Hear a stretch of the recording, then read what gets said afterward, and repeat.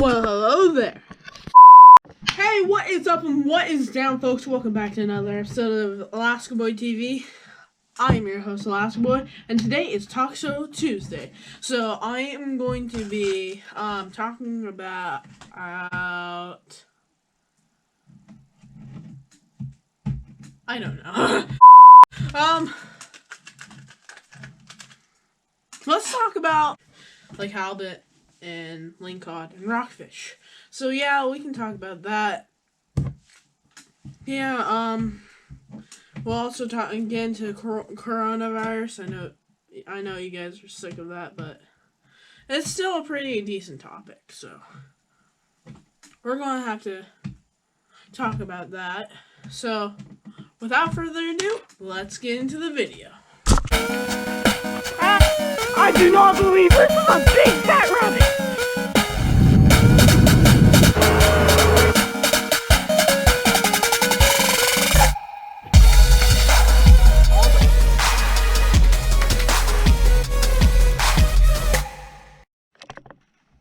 Alright, so right now, I'm just gonna give you a quick update on things. Wait, there's not really much to say. Alright, so there's not really much to say. I'm getting a lot of schoolwork done in quarantine. That's all there is. So yeah, I haven't done any more lures. Next one, actually, let's first do shout outs. So in the last video, if you haven't checked that video out yet, it was a lure building video, the first one I've ever done. Look on the top right corner for the card and click on it. Click on it, please. So yeah, I look like the guy from isn't he called Uncle Sam? Is that a good impression of him? I don't know. Anyway, so yeah, big shout out to Mark Knapp for Mark Knapp Alaskan Adventures.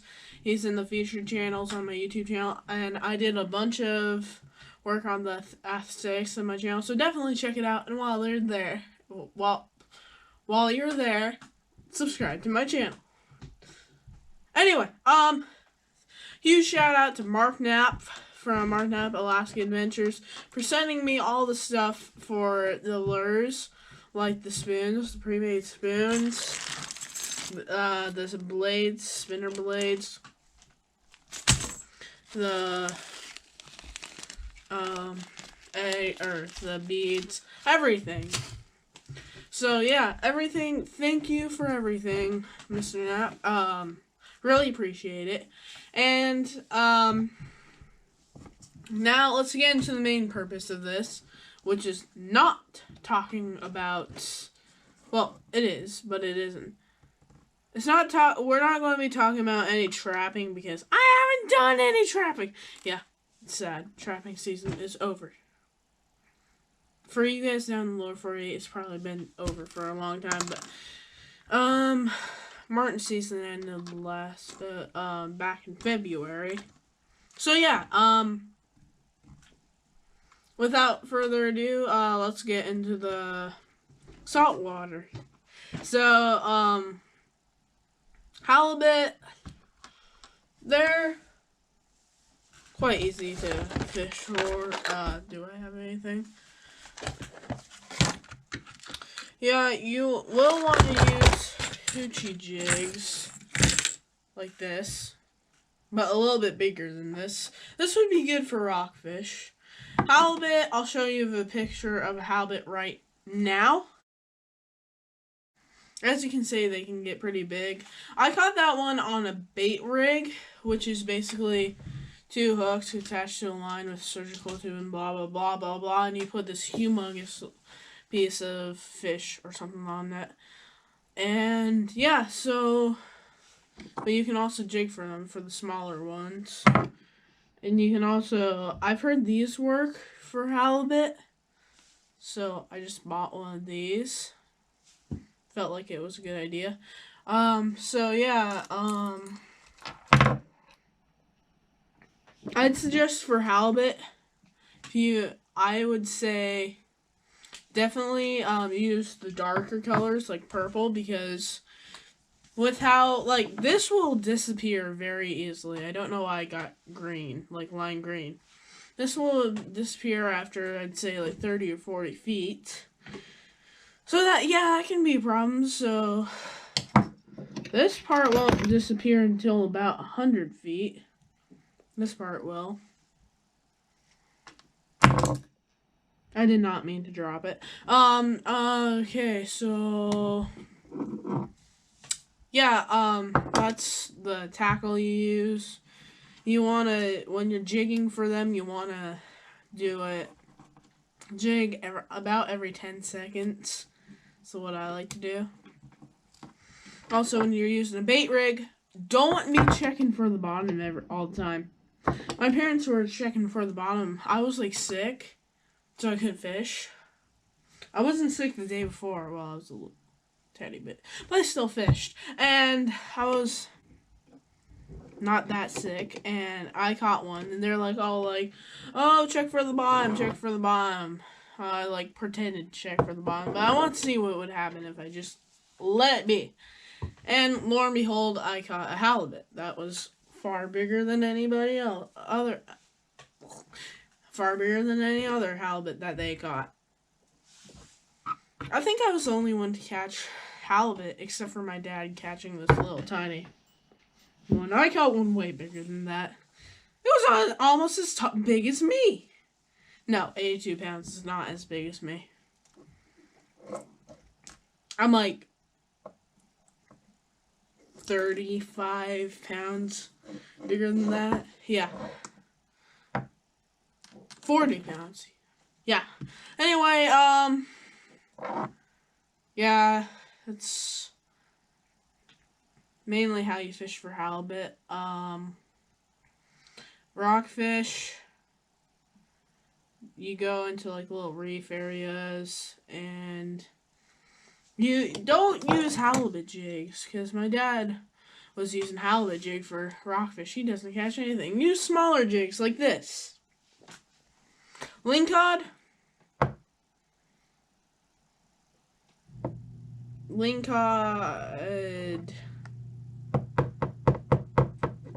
I really don't know about lingcod. Lingcod. I think you use same tactics as in the same tactics used in halibut fishing. So yeah, but slightly smaller baits when you're doing bait rigging. But yeah, they can get pretty big, like 55 inches. Anyway, he had one that was like almost twice. No, okay, it wasn't almost twice as big as him, but it was still pretty darn big. So yeah, that's quite nice. Yep. So I think that's about it for the fishing. I'll go a little bit inland, like for flounder and stuff.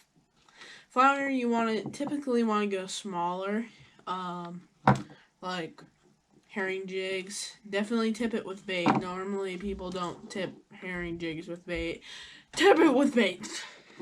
And also, I don't know this, but I don't know for a fact, because I suck at flounder fishing. I don't know for a fact, but I think let me get this out for y'all. Ouch. I think if you use something a little bit smaller than, say, this Rapala jigging wrap here, if you use the smaller than that, I have one that's smaller, then you might catch it. I don't know.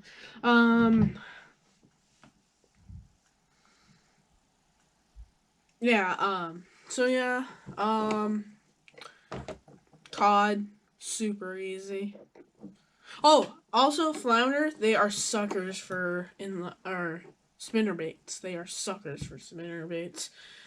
So if you have spinner baits that are fairly small, because the ones we get in Alaska, the flounder, are tiny. I know you might think all the fish in Alaska are like huge. You guys from lower 48. They're not all huge.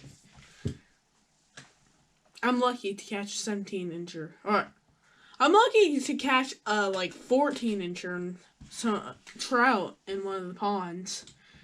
And we only have rainbows in some areas, brook trout. So yeah, that's about it for the fishing session. Coronavirus, we're going on complete lockdown. So I'm going to be posting quite oftenly. I'm going to make a spinnerbait for flounder, because I don't have anything that's like small enough for flounder. I have like stuff that's like that big. I want something at least like that big. I don't want to go huge, if you know what I mean. And I certainly have enough stuff. Thanks again to Mark Knapp. I think I can use this stuff for spinner baits. Can I? I think I can. I mean, it's normally longer, the blades, but yeah. Okay, coronavirus is going crazy. I think it's I personally just want to get it and get it over with, because in the summer, if I get it, that would be a problem, because summer, when I'm not selling my stuff, which I'll get everything out to you once I start selling it more, like getting all my baits ready to sell, I'll start broadcasting it more. But if I get the coronavirus in the summer, I'm not going to be able to,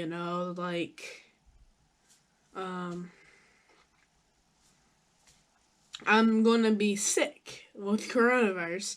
So I won't be able to go out fishing and stuff like that, because fishing is a big thing in Valdez. That's like the whole point of the town, I think. Correct me if I'm wrong. I know it's the whole point of Cordova, which hopefully we're going to Cordova this summer. Wait, probably not, because I just remembered the rule about the no traveling. That is very sad. Whoops. Yeet. Okay. So, let's see.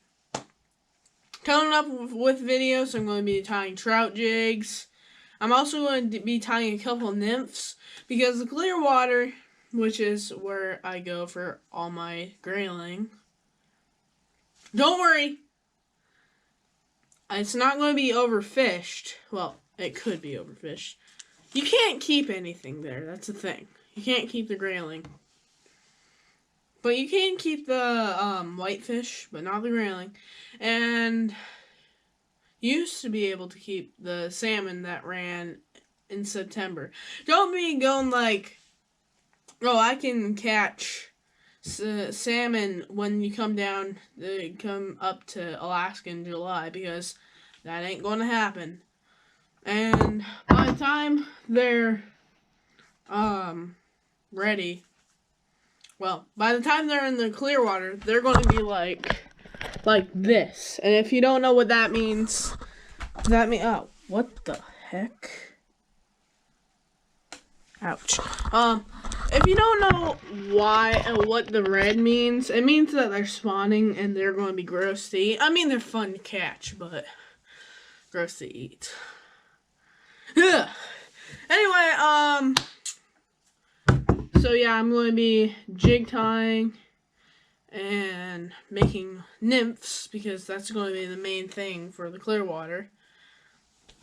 Right, like in early Clearwater. I mean, I've seen them like when it's snowing hit dry flies, so they might hit dry flies, but probably not. I mean, those grayling are really stupid, so they might hit dry flies, but yeah, but I have a lot of dry flies.